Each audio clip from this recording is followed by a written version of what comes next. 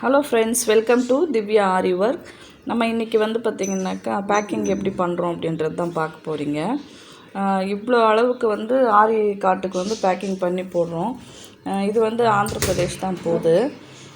அவங்களுக்கு வந்து சேஃபாக போய் சேரணுன்றதுக்காக இங்கே வந்து பார்த்திங்கன்னா இந்த கார்டெல்லாம் வந்து 4 கார்னருக்கும் கார்டு வச்சு நம்ம ரேப் பண்ணுறோம். ரேப் பண்ண பிறகு வந்து பார்த்திங்கனாக்கா உங்களுக்கு ஒரு நல்ல ஒரு பாலித்தீன் கவர் அப்படி வந்து ஃபஸ்ட்டு ரேப் பண்ணிவிட்டு அது பிறகு வந்து பார்த்திங்கன்னா பபுள் கவரில் கடைசியாக வந்து ரேப் பண்ணுறோம். இந்த அளவுக்கு ரேப் பண்ணி தான் வந்து நம்ம வந்து எல்லாருக்கும் கொரியர் போடுறோம்.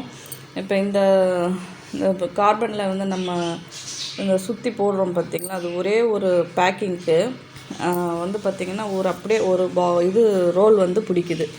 இது வந்து லெக்கு. இவங்களுக்கு வந்து சேர் காட்டு தான் வந்து அனுப்புகிறோம்.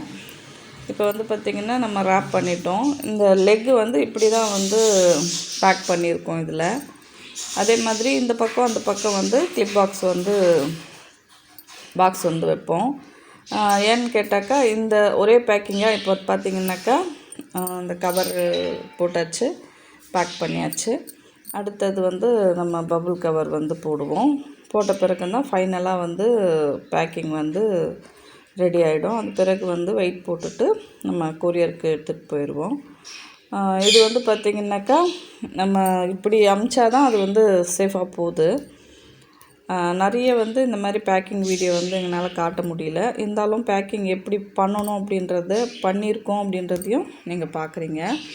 இப்போ பபுள் கவர் போட்டாச்சு.